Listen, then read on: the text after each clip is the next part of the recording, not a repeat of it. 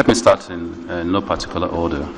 Questions last given by Senator Downstream. Scarcity of PMS and kerosene, will that continue? What are my recipes for solving this? It is going to be taken in a wider dimension. First, there's a firm commitment, I can say that to you, that we would work to ensure that the sort of scarcity that you see and the lineages that you find in the pump islands and pump stations would go. I think that in the last 6 weeks since I walked into NNPC, you're only beginning to see pockets of that in the last 1-2 days. And that is not because of non-availability. That's because there was a rumor going around that we're trying to bring down the price of PMS to 57 or 53 naira. And so everybody began to hoard to decide to determine what exactly is the plan of government. We have come out very clearly to clarify that there is no such plan. Indeed, I'm sure you're all aware with the numbers that we face in terms of even subsidizing products at the current prices. So there is no such plan. And so I think that in the next 1-2 days, you'll find that individuals who open their stations and products are there. We have enough products storage in this country to last us for the next 40-50 days. So I do not expect that should be a problem. Now, in terms of how do you ensure it totally? The first is your refineries. Refineries are operating today at about 25-27% capacity. I know that there had been these whole numbers bandied around to the fact that we were at 65% performance levels, and that's not true, and I've advised His Excellency as such. My analysis over the last 6 weeks confirms a consistent, because the issue is not an upsurge issue. It is not that you do 65% in one day, then you do 0 tomorrow, then you do 25%. You take an average, and the performance levels are between 25 and 28%. Now, when I joined, the first thing I did was to put a clarion call to all the managers of our refineries. And I said, the success of your job depended on these refineries and how they work.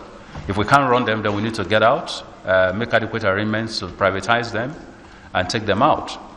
In any case, whenever you don't run a refinery well, every barrel of crude that you send into that refinery produces, you send a $45 crude, or today $52 crude. You produce an income of roughly about $15 to $20. So from point one, you're already losing money. And so we've instituted a process of not giving crude to any refinery that is not producing properly. Now, I've given a 90-day program which is working, and I'm glad that over the last 3 weeks, Port Harcourt, for example, has come out of that pathos and is producing right now at about 67% capacity. Our intent is to grow Port Harcourt all the way to about 70-75% capacity by the end of the year. So Port Harcourt is on that, and the prayer is that it continues. Now, Warri is beginning to signal that there's a likelihood they will come on stream, because right now both Warri and Port Harcourt, both Warri and Kaduna are short. Kaduna does not have an FCC problem yet. The difficulty was one of the pipelines. The pipelines were breached. We just finished the repairs on the pipelines. We're going to begin to pump crude into Kaduna Refinery tomorrow. And hopefully over the next 4 or 5 days, they will get the stock that they need, to get the plants kicking. We will then know whether they are in a position to continue to produce seamlessly above 65%. If any refinery produces below 60%, it's not production. Because the reality is that the performing capacities of refineries worldwide are in the 90% and above categories, and that is when you begin to make yields that turn into a profitable refinery. So we're hoping that Kaduna, when it starts, will at least begin to benchmark on what Port Harcourt is doing. What I have clearly as a mandate will be that at the end of December, when the 90 days is off, we'll sit down and say which ones have shown a capacity to consistently perform at levels that make optimal sense. And those ones will let's continue. We'll look at the management issues, tidy them up, look at the procurement issues and tidy them up. But those that are not, we'll have to shut down and do complete maintenance. Now let me go back to why refineries, however, are not producing, because it's all linked to whether you will have PMS on a constant basis. The reality is that over the last 10 years, we have not really done a serious shutdown routine maintenance of the refineries. Most of these refineries are 30 years old and above. Now that's not that they can't work. Refineries have a lifespan of 50 to 60 years if you continue to maintain them constantly. But lack of maintenance has shut them down to points where they really cannot work. And our engineers have done a fantastic work of continuing to tinker like mechanics with every little part of the refinery to keep it going. So the simple answer to your PMS is refineries have to work. The other shorter answer, of course, is that you can continue to import. Now, the essence of an import is not only disgraceful to a country like Nigeria that has so much resources to be able to produce its own product, and with our neighboring countries like Chad and Ghana beginning to run their own refineries and produce product.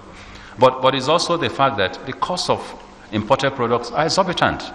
And at the end of the day, the landed cost of imported products are far more than the authorized sale prices of these products.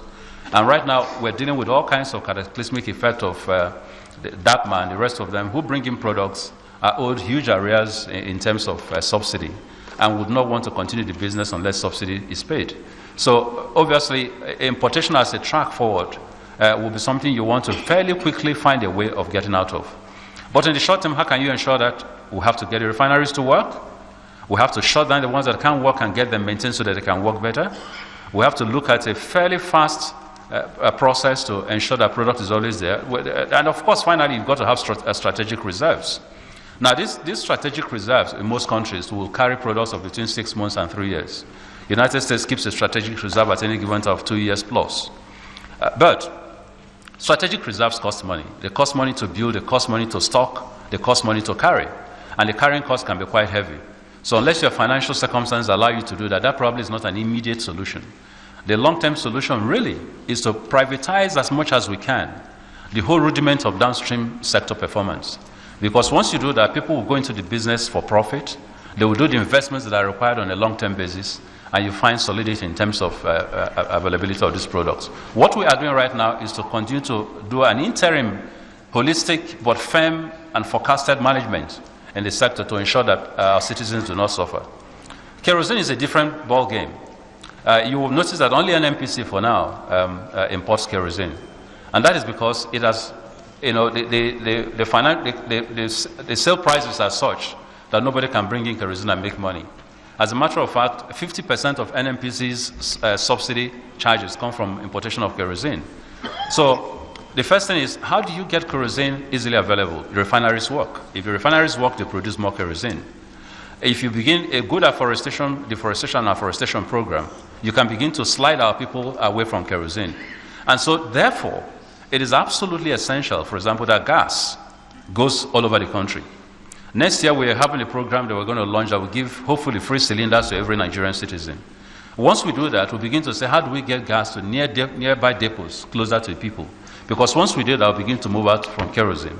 But until we do that, kerosene is still the bread and butter of the average Nigerian family in terms of cooking and all that. And our duty will be to continue to produce that. And the president is very, very committed, to making sure that that product is available. For the very first time in very many years, you are seeing a situation where kerosene at least is being distributed at near control prices as much as possible. But it's at a loss component to NNPC. We've got to address that for continuity because you can't continue to run that on a deficit basis. You've got to create an incentive where others are able to bring in kerosene and sell. So somewhere down there is the band of how we need to address the subsidy requirements on kerosene to ensure that it continues to flow. In terms of distribution, the majors and the minors, the DOPMA, all the rest of them, will gladly and freely and quickly and speedily move kerosene to all over the country as long as it's available in the volumes that you require. So that's the short answer to that. We're working on it. We're working on policies. I've been there for 6 weeks. You begin to see some trending in terms of provision of kerosene in these stations that control prices. But we're working on a twin engine of being able to provide this product on a holistic long-term basis without suffering the sort of loss and causative factors that you see on a day-to-day basis.